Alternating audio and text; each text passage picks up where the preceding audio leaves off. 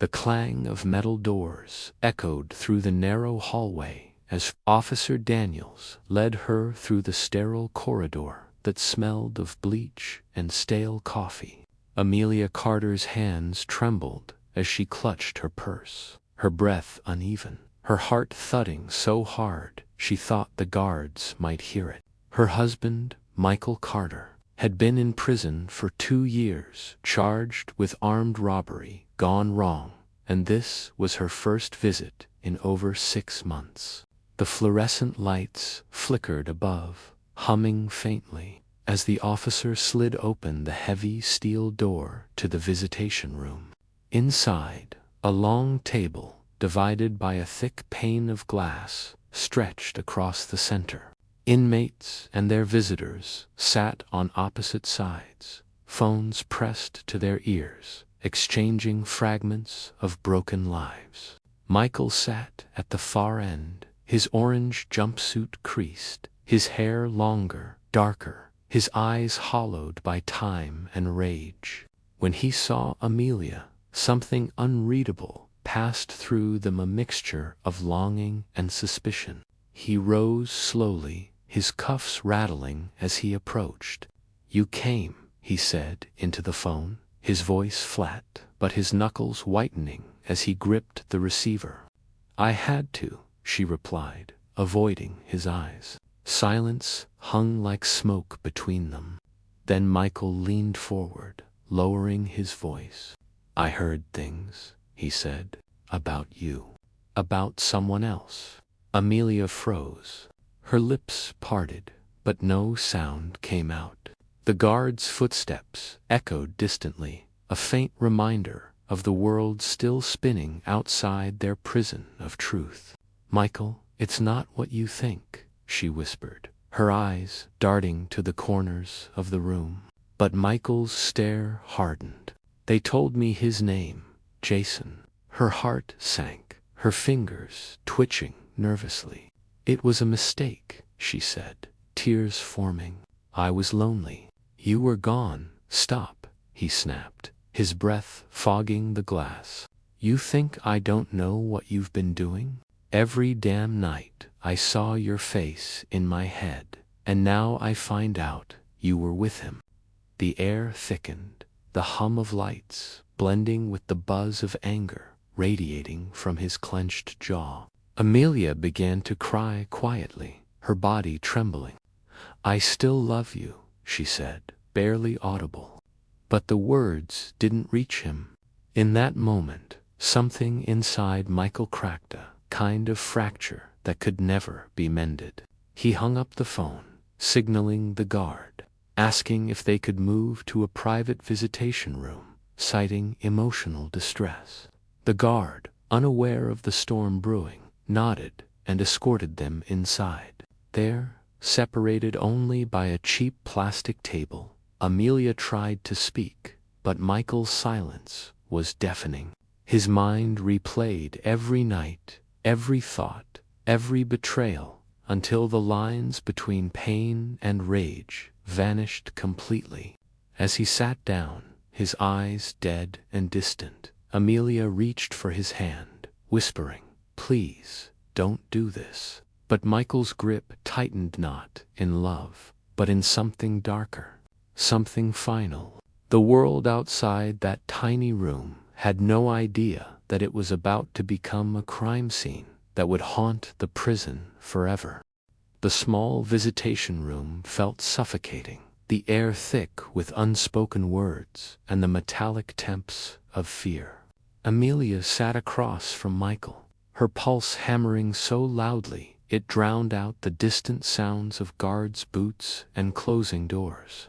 The room was bare, except for a table bolted to the floor, 2 plastic chairs, and a single flickering bulb that cast sharp shadows across Michael's face. He looked different now, his jaw sharper, his eyes colder, as if the man she'd married had been buried somewhere deep inside the walls of this place. "You think I don't feel it?" he said, voice low and trembling with controlled fury. "Every night in this cell, I feel everything. The lies, The distance, the way you stopped writing, stopped answering. Amelia's lips quivered. Michael, I tried, but you pushed me away. You were angry all the time, violent even before prison. He laughed bitterly, the sound hollow. So you went to him instead, the guy who used to bring our mail. That's who you gave yourself to. His words hit her like a slap. It wasn't like that, she said, her tears falling fast now. I was lost. I thought you'd never forgive me. Michael leaned forward, his hands resting on the table, the cuffs rattling softly. Forgive you. His voice dropped to a whisper. You ruined me, Amelia. I sat in that cell every night, thinking you were my reason to hold on. Turns out, you were the reason I lost everything. Amelia shook her head, sobbing. Please, stop. I came here to apologize, to tell you I still love you. Michael's gaze flickered, a moment of hesitation, then hardened again. Love. You don't even know what that means. The silence stretched until it became unbearable. Somewhere beyond the walls, an alarm blared briefly, then stopped, leaving an eerie stillness behind. Michael leaned back, exhaling slowly. You know what the funny part is? He said softly. I asked God to give me one more chance to see you, to talk to you. I thought maybe I could find peace. He paused, his stare hollow. Now I see what peace really means. The tone in his voice chilled her to the bone. Michael, what are you saying? She whispered. He didn't answer. Instead, he shifted slightly, the sound of metal brushing fabric echoing faintly. Amelia noticed something in his posture tense, deliberate. Michael, please, she said, her voice cracking. Don't do anything stupid. But it was too late. The quiet rage that had lived in him for years was now alive, breathing through every cell of his body. He stood suddenly, knocking the chair backward. The sound startled the guard outside, who turned his head briefly toward the small observation window. Everything okay in there? The guard called out. Michael forced a thin smile and raised his hand. Just emotions, officer, he said calmly. The guard nodded and walked away. Amelia's fear turned to panic. Michael, please sit down, let's talk. But Michael's mind was beyond reason now, replaying every betrayal like a film he couldn't turn off. He reached into the pocket of his jumpsuit and pulled out something small, glinting faintly under the light, a sharpened piece of metal, crudely filed from a spoon handle. Amelia gasped, her eyes wide with terror. Oh my God, she whispered, scooting back against the wall. His face twisted with a mix of sorrow and fury. I loved you, Amelia, he said, stepping forward. And you killed me long before I ever thought of killing you. The words hung in the air like a death sentence. The room, once filled with grief and regret, now pulsed with violence, waiting to explode. Amelia screamed, the sound muffled by the thick walls, but in that isolated prison corner, no one came not yet. Outside, the world carried on, oblivious to the storm about to break. Amelia's scream tore through the silence, echoing off the cinder block walls. But the thick, soundproof door swallowed most of it before it could reach the hallway. Michael's breath came in sharp bursts, each one heavier than the last, his heart pounding like a war drum in his chest. Michael, please, she cried, sliding off the chair, her palms scraping against the cold floor as she tried to back away. He took a step closer, his shadow stretching across her trembling body, his eyes empty of warmth or mercy. You made me this, he muttered, voice low and shaking with rage. "You made me a monster." His hands trembled as he tightened his grip on the makeshift blade. For a fleeting second, something human flickered behind his eyes. Remorse, maybe, but then it vanished beneath a wave of fury that had been building since the day he was arrested. Amelia reached out, her voice breaking. "We can fix this, please, Michael. I'll do anything, I swear. Fix this," he spat, his voice cracking. "You can't fix dead love, Amelia." The blade glinted under the harsh fluorescent light as he moved closer. "I kept every letter you wrote," he whispered. "Read them over and over until the paper tore. And when you stopped writing, that's when I knew you'd found someone else." His knuckles went white around the handle, veins bulging on his arm. "He's nothing," she sobbed. "He means nothing to me." "But he had you," Michael growled, his voice dropping to a whisper that burned through her soul. "He touched what was mine." Then, in a blur of motion and sound, he lunged. The blade caught the light once before it disappeared between them. A scream ripped through the room, raw and primal. Amelia tried to fight back, her hands clutching at his arms, nails digging deep. But Michael was stronger, fueled by years of rage and despair. The guards outside heard the muffled chaos, one of them pausing mid-step, frowning at the small window. "You hear that?" he asked another. "Probably just arguing," came the careless reply. "You know how these visits go." Inside, blood spattered across the gray walls, droplets painting the concrete like a violent confession. Amelia gasped for air, her voice hoarse. "Michael, please, stop." But Michael's eyes were glassy now, tears mixing with sweat as the realization of what he was doing began to hit him. "You lied to me," he muttered over and over, each word a stab to his own soul. When the blade finally slipped from his shaking hand, it clattered onto the floor, echoing like a gunshot. Amelia slumped sideways, her breaths shallow, her once bright eyes fading to a dull, lifeless stare. Michael stumbled backward, staring at his bloodied hands as if they belonged to someone else. "What did I do?" he whispered, voice cracking under the weight of horror. The door burst open, then two guards rushing in, their shouts colliding with the metallic wail of an alarm. One tackled him to the ground, the other kneeling beside Amelia. "Get medical, now." The hallway filled with chaos sirens, shouts, running feet. Michael didn't fight back. He just lay there, staring at the ceiling, tears rolling silently down his face. "I didn't mean to," he said, again and again, his voice distant, hollow. As the guards dragged him away, his eyes fell on Amelia one last time, her hand limp, blood pooling around her wedding ring.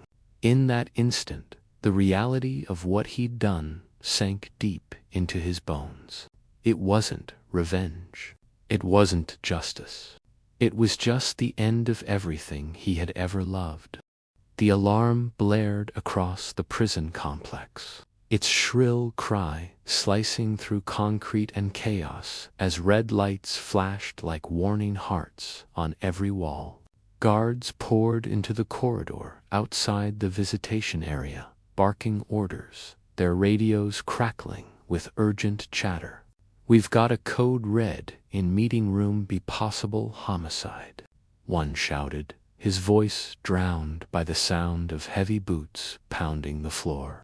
Inside, the scene was drenched in silence, now, except for the faint gurgle of the dying woman and the whisper of a broken man. Michael Carter sat slumped in a corner, his orange jumpsuit soaked with blood, hers and his own from the struggle. His wrists bled where the cuffs had cut into his skin, but he didn't move, didn't speak. His eyes stared blankly at the ground, as if the world had stopped existing the moment she stopped breathing. 2 guards restrained him roughly, forcing him to the floor, but he didn't resist. "He's gone cold," one said, gripping Michael's shoulder. "Get him up." Another knelt beside Amelia, pressing his fingers against her neck, but the pulse was gone. "She's done," he muttered grimly. The prison medic rushed in moments later, dropping his kit beside her body. But after a few desperate minutes of chest compressions, he simply shook his head. "Call the coroner," he said quietly. The guards exchanged uneasy glances. No one wanted to meet the eyes of the man responsible. Michael was dragged to his feet, his body limp, head bowed. "Michael Carter," one officer said formally, reading his Miranda rights even though it felt absurd inside a prison. "You are under arrest for the murder of Amelia Carter." Michael didn't respond. His lips moved slightly, whispering something no one could hear. "What's he saying?" the guard asked. The medic leaned in, his face pale. He said, "She forgave me." A chill swept through the room. The officers escorted him down the hall, the bright white floors streaked with bloody footprints. Every inmate they passed fell silent, watching as he was led toward solitary confinement. Whispers following him like ghosts. "That's Carter. He killed his wife," someone muttered. In the visitation room, the rumors spread faster than the sirens could fade. By the time Michael was locked in his new cell, bare walls, no light, no sound, the whole prison knew. Hours passed. The noise from the yard died down. The guards finished their reports. The coroner took Amelia's body away. And yet Michael just sat there, staring at the wall, his mind looping through flashes of her face, laughing, crying, lying, dying. He could still feel her touch, still smell her perfume, still hear her voice begging him to stop. He thought he would feel relief, justice even, but all he felt was a suffocating emptiness that gnawed at his insides like rot. In another part of the prison, Warden Hale reviewed the security footage in disbelief. The grainy black and white screen showed the entire sequence, the argument, the lunge, the horror. "How did this happen?" he muttered, slamming his hand on the desk. "Who approved private visitation for an inmate with violent history?" No one answered. The silence in the room was its own confession. That night, when the lights dimmed across the prison, Michael whispered to himself in the dark, "It's over now." But somewhere deep in his chest, he knew it wasn't. There were things still left, undone truths buried under the weight of rage. He leaned his head back against the wall, eyes wide open, and for the first time since his arrest, he wasn't afraid of dying. He was afraid of living with what he'd done.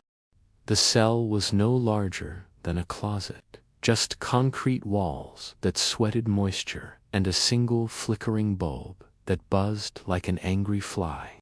Michael sat on the narrow cot, hands clasped tightly, his wrists still raw from the cuffs that had bound him. Hours had turned into days, and the world outside had begun to forget him.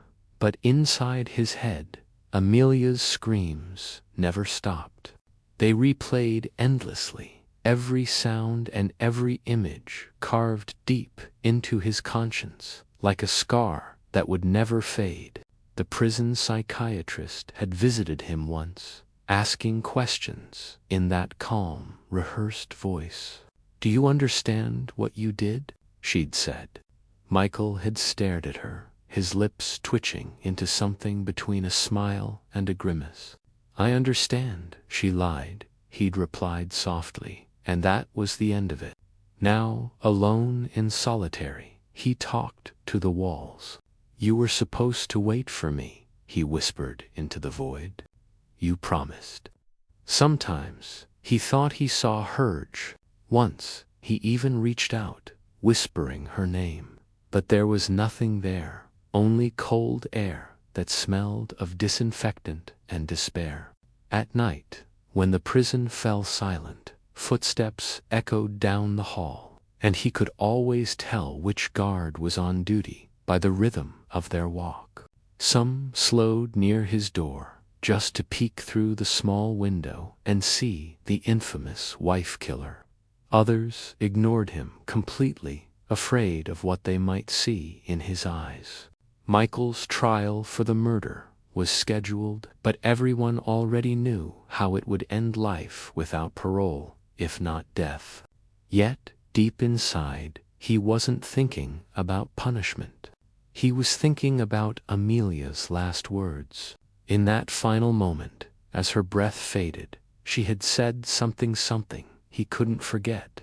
He'd leaned in close and heard her whisper, "He lied to you, too." Those words had poisoned his thoughts ever since. What had she meant? Who lied? He had assumed she meant Jason, the man she'd cheated with, but now he wasn't sure. One night, while lying on his cot, staring up at the cracked ceiling, he began to wonder if the betrayal ran deeper than he knew. What if she wasn't lying? He muttered, his mind spiraling. What if someone wanted this? The thought struck him like lightning. He sat up, his pulse racing, his breath ragged.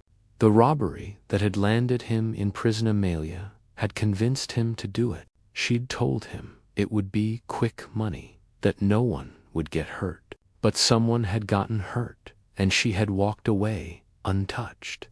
Michael's hands trembled as he pieced it together. "She set me up," he whispered. And then she found him. He remembered her lawyer, Jason Miles, the same man who had visited her after every hearing. The man she had said was just helping. Michael clenched his fists, fury boiling again, not at her this time, but at the realization that maybe the story he'd believed for years wasn't the truth. The next morning, a guard slid a tray of food under the door, glancing up at him warily. "You look worse every day, Carter," he said. Michael looked up, eyes bloodshot. "I need to make a call," he said. The guard snorted. "You don't get calls in solitary." But Michael's voice dropped low, steady. "It's about her lawyer, Jason Miles. Tell the warden he'll want to hear it." Something in his tone made the guard pause. He nodded slowly. "I'll see what I can do." When the guard left, Michael leaned back against the wall, a strange calm washing over him. For the first time since the murder, he wasn't drowning in guilt. He was hunting for truth. Somewhere between grief and madness, he'd found purpose again. The ghost of Amelia whispered in his head, and he listened, because deep down, he knew her story wasn't finished. Not yet. 3 days passed before anyone came to see him again. The isolation had begun to warp Michael's sense of time. Hours melted together, his thoughts looping endlessly between guilt, rage, and revelation. When the door finally creaked open, the blinding hallway light spilled into the cell, and Warden Hale stepped inside with 2 guards flanking him. "You said you had information," the warden said flatly, his eyes sharp beneath the brim of his cap. Michael nodded slowly, his voice hoarse from disuse. "I know who really destroyed my life," he said. Hale folded his arms. "Go on." Michael took a deep breath, his mind steady for the first time in weeks. "It wasn't just me and Amelia. There was someone else, someone who wanted me locked away. Jason Miles." The warden raised an eyebrow. "The lawyer." "Her lawyer," Michael corrected, his tone darkening. He wasn't just helping her. He was controlling her. She told me about a Joban easy score. Said it would fix everything. But that job, it was his setup. He used me to pull it off, then threw me to the cops. Hale frowned, skeptical. That's a serious accusation, Carter. You got proof?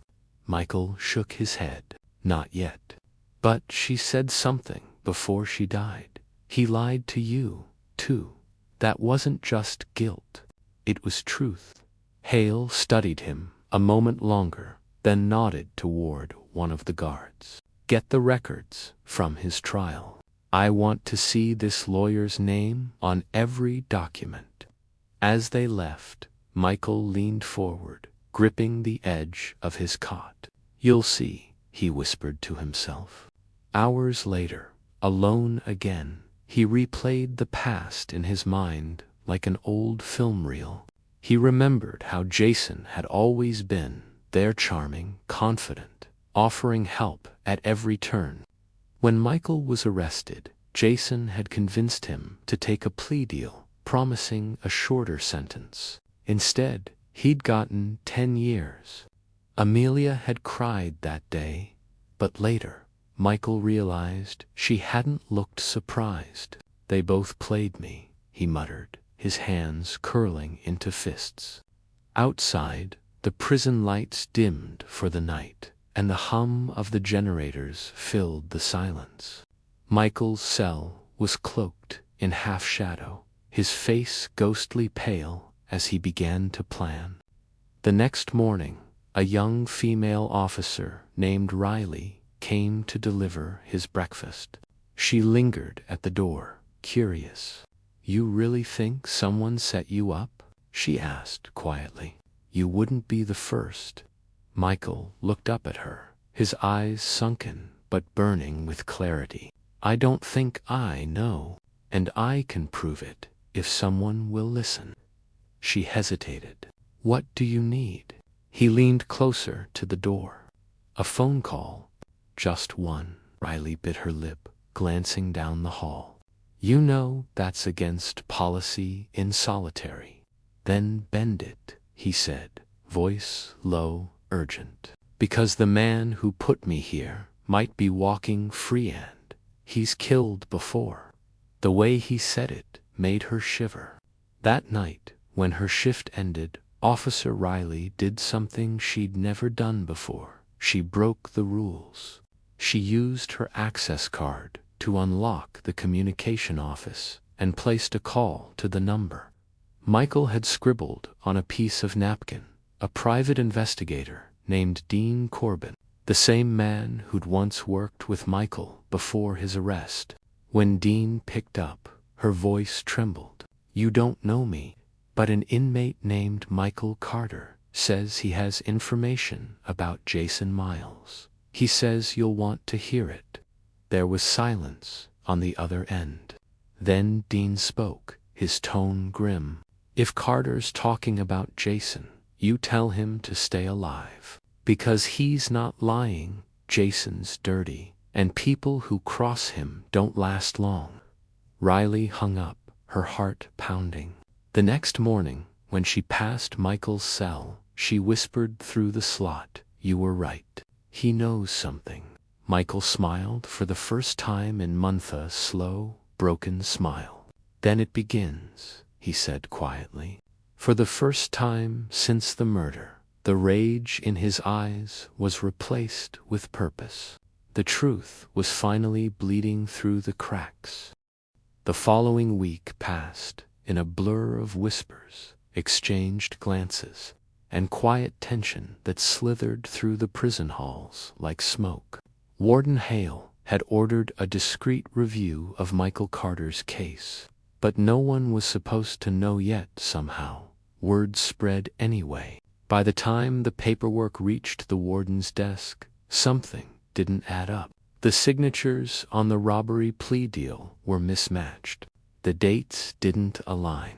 And one of the surveillance tapes from the night of the robbery, supposedly destroyed years ago, had resurfaced. Hale sat in his office, the tape playing on a small monitor. The footage was grainy, filmed from a security camera in a liquor store. The masked robber's build matched Michael's. But what caught Hale's attention wasn't the suspect hit, was the car idling outside, visible for only a few seconds. A black sedan with tinted windows, license plate partially visible, the driver's face barely discernible but familiar. Hale leaned closer. "Jason Miles," he muttered. The lawyer had been there. He wasn't supposed to be anywhere near that scene. Hale exhaled slowly, realization dawning like a cold sunrise. Jason hadn't just defended Michael, he'd orchestrated everything. Meanwhile, in solitary, Michael could sense a shift in the air. Guards seemed more cautious around him, some even sympathetic. He knew something was happening. That night, Officer Riley returned, slipping a folded note through the food slot. The warden saw the tape. It read, "He believes you." Michael's heart pounded as he read the words. For months, he had lived trapped in his guilt, convinced his life was already over, but now there was a crack of light in the wall. He pressed his forehead against the cold metal door and whispered, "Amelia, I'm going to finish this." Across town, Jason Miles was sitting in his penthouse apartment, sipping whiskey and reading over a set of legal documents when his phone buzzed, an unknown number. He frowned and answered, "Jason Miles." Silence. Then a voice, a man's voice, rough and low. "They know." Jason froze. "Who is this?" The line went dead. He stared at the phone for a long moment, unease creeping into his chest. He walked to the window, looking down at the city below, lights shimmering like stars, drowning in rain. For the first time in years, he felt fear. Back in prison, Warden Hale summoned Michael to the administrative wing for questioning. The inmate sat across the table, wrists chained, eyes hollow but steady. Hale leaned forward. "I'm not saying you're innocent, Carter, but there's something here that doesn't make sense. You said Amelia was manipulated. Why didn't you tell the court?" Michael looked up slowly. "Because I didn't know until it was too late. And by the time I did, I thought she betrayed me." He swallowed hard, voice cracking slightly. "But she was just another one of his victims." Hale nodded grimly. "We're reopening your file under review.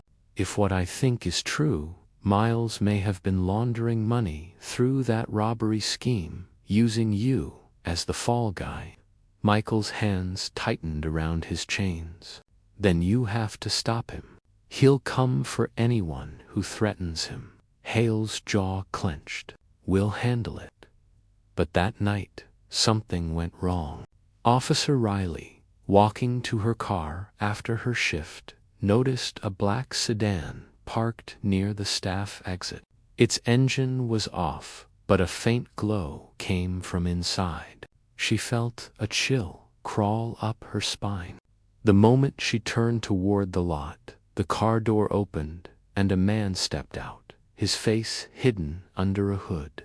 "Evening," he said softly. Her hand instinctively went for her radio, but before she could speak, a gloved hand gripped her wrist. "You've been talking to Carter," the voice whispered.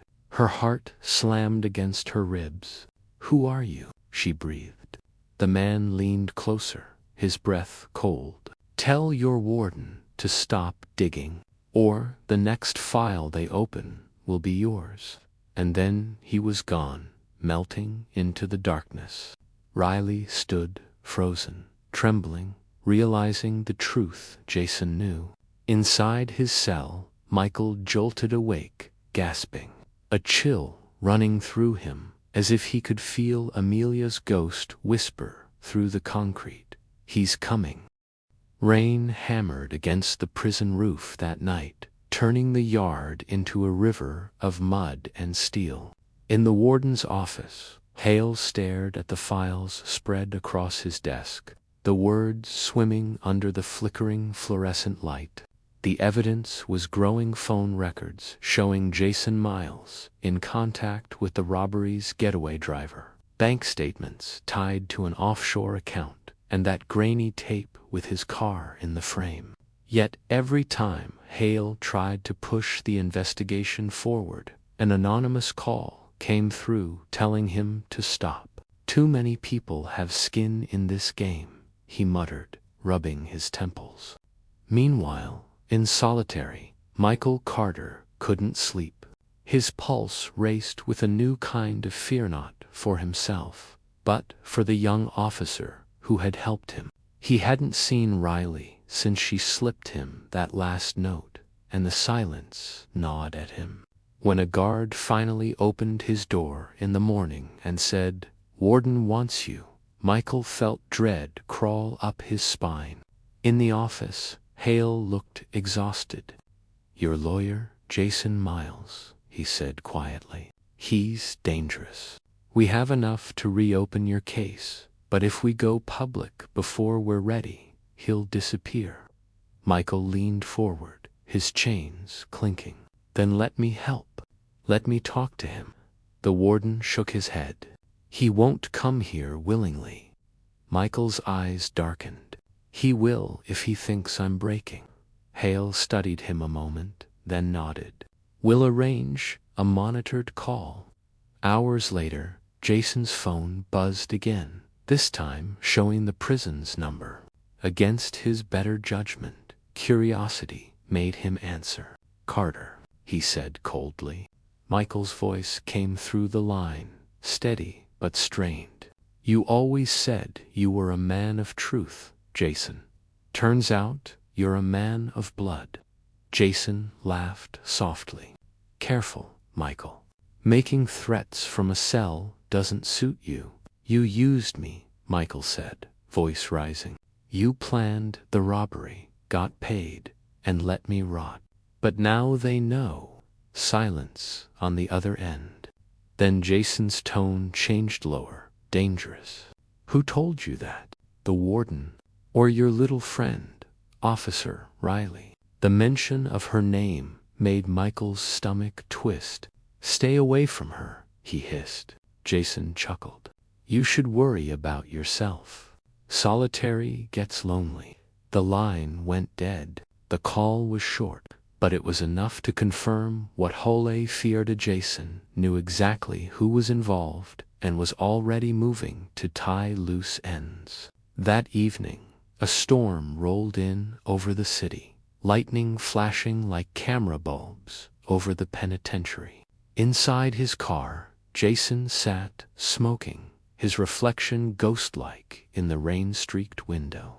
He had built his empire on secrets and manipulation, and now an inmate and a low-ranking officer threatened to unravel it. "Not happening," he muttered, starting the engine. Back in the prison, Riley walked the night shift, her nerves stretched thin.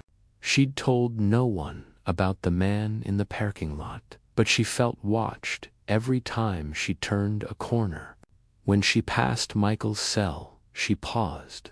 He looked up, eyes hollow. "He called me," he said quietly. "He knows about you." Her face drained of color. "Then we're both targets." Michael nodded slowly. "We can still finish this, but you need to trust me." For a long moment, they just stared at each other through the small window. And Inmate and a guard, bound by fear and truth. Somewhere outside, thunder cracked so loud it shook the walls, and the lights flickered. In the control room, a guard glanced at the monitors and frowned. One camera feed, the staff parking lot, had gone black. The next day, a prison van was found abandoned 2 miles from the facility, its driver unconscious, the ignition still running. Inside the warden's office, Hale slammed his fist on the desk. He's making his move. Michael sat in shackles nearby, his voice steady but cold. Then you'd better catch him before he finishes what he started. The hunt had officially begun. One man trapped behind bars, one woman running from the shadows, and one killer lawyer who would do anything to erase his past. Morning crept over the prison like a bruise, dark purple light spilling through the bars. Warden Hale hadn't slept. The report from the state police sat on his desk. Officer Riley Matthews missing. Last seen leaving the facility after her shift. Her car was found abandoned by the river. The driver's side door still open, her radio shattered. Hale rubbed his eyes and whispered, "He took her." In the interrogation room, Michael Carter sat handcuffed, his eyes bloodshot but focused. When Hale entered, Michael stood. "Where is she?" he demanded. The warden slammed the file down. "You tell me. You're the one he's obsessed with." Michael's voice broke. "Jason doesn't want me dead.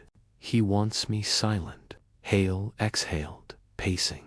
"We traced a call from a burner phone near the old courthouse, Jason's territory. The police are setting up surveillance, but if he's got her..." He didn't finish. Michael clenched his fists, the chains biting into his skin. "You have to let me help." Hale turned sharply. "You're an inmate, not a detective." Michael stepped closer, his voice low but steady. "I'm the only one he'll talk to. You know that." For a moment, silence filled the room except for the hum of the fluorescent light. Finally, Hale nodded grimly. "We'll move you under escort. But if you try anything, you're done." 2 hours later, a convoy of police SUVs cut through the rain, headlights piercing the fog. Inside one vehicle, Michael sat between 2 armed officers, his wrists cuffed, his eyes locked on the horizon. They were heading to the courthouse where he'd once stood trial, the same place Jason Miles had built his reputation destroying lives. As they arrived, Hale's team spread through the building, sweeping each corridor. But something felt off. The place was too quiet, too staged. In the main chamber, on the judge's bench, a single phone buzzed. Hale motioned for an officer to hand it to Michael. The screen lit up with a video message. When Michael pressed play, the image made everyone freeze. Riley, blindfolded, bound to a chair, her face bruised but alive. Jason's voice echoed through the speakers. "Michael, I told you to stay in your cage. But since you wanted the truth so badly, I'll give it to you in person. Come alone, or she dies." The video ended with coordinates scrawled across the screen. An abandoned farmhouse 20 miles out of town. Hale cursed under his breath. "It's a trap." Michael nodded. "Of course it is." But his eyes were already burning with determination. "And I'm walking right into it." They drove through winding country roads until the prison vans could go no further. Hale's men surrounded the perimeter while Michael stepped out, rain soaking his jumpsuit, mud splashing up his legs. The farmhouse loomed ahead, its windows broken, the wind howling through the empty rooms like ghosts. "Stay behind me," Hale warned, raising his weapon. But Michael shook his head. "He'll never show if you're with me." Reluctantly, Hale gestured his men to hold position and let Michael walk forward alone. Inside, the air was damp and cold, smelling of rust and decay. Somewhere upstairs, a floorboard creaked. "Jason," Michael shouted. "You wanted me here, I am." A voice answered from the shadows, smooth and venomous. "You always were predictable, Michael." Jason emerged from the dark, dressed in black, a pistol gleaming in his hand. Behind him, Riley sat tied to a chair, her eyes wide with terror. "Let her go," Michael growled. Jason smirked. "You think you're the victim? You were just the weapon. You robbed that store for me, took the fall, and gave me everything I needed to build my case. Amelia was just insurance." Michael's world tilted. "You killed her," he whispered. Jason tilted his head. "She was weak. She talked too much." Rage flooded through Michael's veins, his pulse pounding in his ears. "You used her to get to me." Jason raised the gun. "And now I'll finish what she started." Before he could pull the trigger, Hale's voice roared from outside. "Drop it." Flashlights burst through the windows, and chaos erupted. Jason fired, once missing Michael by inches, then sprinted toward the back exit. Hale's officers stormed in, cutting through the rain, but Jason moved like smoke, vanishing into the trees. Riley screamed as Michael broke free of his restraints, rushing to her side. He tore the ropes loose, his hands shaking. "You're safe," he whispered, though he didn't believe it. Hale entered, panting. "He's gone," he said grimly. Outside, sirens wailed, the sound swallowed by the storm. Michael looked toward the dark forest where Jason had disappeared. "He won't run far," he muttered. "Men like him always come back." Hale stared at him for a long time. "Then we make sure when he does we're ready." 3 days after the farmhouse standoff, the storm had passed, but the air still felt heavy, as if the sky itself hadn't finished grieving. The police search extended through miles of forest, helicopters circling overhead, dogs sniffing through mud and moss, but Jason Miles had vanished like a shadow swallowed by dawn. Warden Hale sat in his office, the blinds drawn, a steaming cup of coffee untouched on his desk.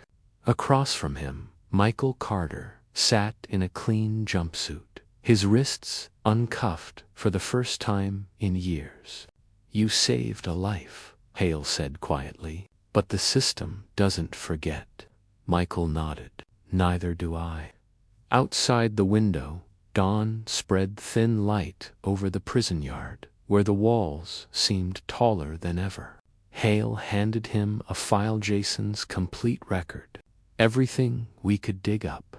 Offshore accounts, falsified cases, even a hit contract from years ago. "He's been a ghost, living off blood and lies." Michael flipped through the pages, stopping at a faded photograph, his wife, Amelia, smiling beside Jason. "She thought she was helping me," he whispered. "He made her believe he could get me out." Hale sighed. "She didn't know she was helping him bury you instead." For a moment, neither man spoke. The silence between them was heavier than chains. Then the warden leaned forward. "The governor agreed to review your case. After what you did, there's a chance you walk free." Michael's eyes flickered with disbelief, then faded back into the same tired calm. "Freedom doesn't bring her back," he said, that night. As the prison settled into its uneasy rhythm, a call came through the control room. A truck driver had found a burned-out car 30 miles west inside, the charred remains of a man. The id was melted, but a half-melted silver cufflink engraved with J lay in the ash. Hale got the news just before dawn. He stood by the phone for a long time, unmoving, then finally whispered, "It's over." But when Michael heard, he didn't celebrate. He just sat on his bunk, staring at the wall, his reflection faint in the small metal mirror. "Men like him don't die that easy," he murmured. Still, Days turned into weeks, and slowly the prison forgot. Reporters moved on, the public lost interest, and the name Jason Miles faded from headlines like smoke from a dying fire. 6 months later, Michael Carter walked out of prison gates, a free man. The sun hit his face for the first time in years, and he closed his eyes, breathing in air that didn't taste of rust and regret. Hale was waiting by the car. "You could start over," he said. "New name, new city."